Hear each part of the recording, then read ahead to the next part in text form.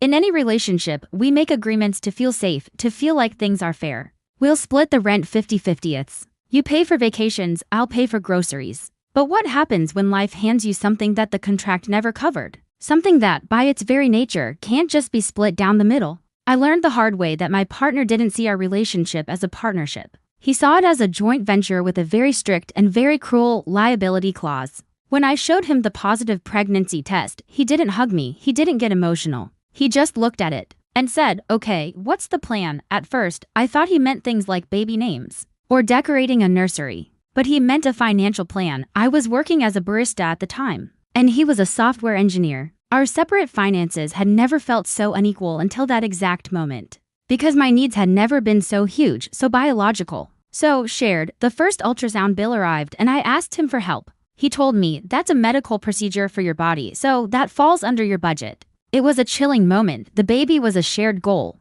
but the vessel my body was my sole financial responsibility. It was a perfect, logical trap that left me starving, both literally and emotionally. The costs started piling up. I found myself putting back the expensive prenatal vitamins I knew I should be taking. I had to call and cancel a doctor's appointment I simply couldn't afford. I'd eat a meager dinner while watching him order takeout for himself. The breaking point came one evening. I was at the kitchen table, staring at a pile of bills, just sobbing. I couldn't do it anymore. He walked in, saw me crying, and let out this sigh of pure annoyance. I finally broke down completely. I told him I couldn't do this alone. I pleaded with him, saying I needed help with food, with the co-pays for the doctor. He looked at me, not with any pity or compassion, but with this cold frustration at my inability to manage my affairs. And then he said it. He said, "There are resources for people in your situation. Have you looked into food banks?" I drove to the nearest food bank and just sat in my car in the parking lot, too ashamed to go inside, and in that moment, it all crystallized. This wasn't about the money, it was about value.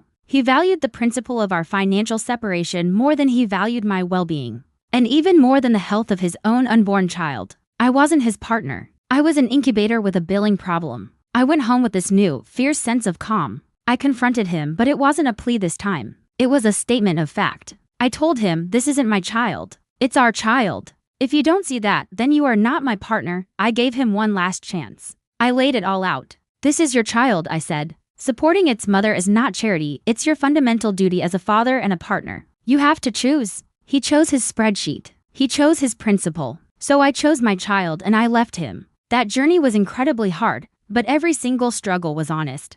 I wasn't begging someone who was supposed to love me for scraps from their table. I was building a new life. A life where my child would never have to see their mother devalued by the one person who should have cherished her the most. I found support in other places, from my family, my friends, and from government programs designed for single mothers. The contrast was stark. Me, struggling but supported by love and community, and him, comfortable in his financially isolated life. This story forces a brutal question on all of us in a committed relationship, especially when you're bringing a child into the world.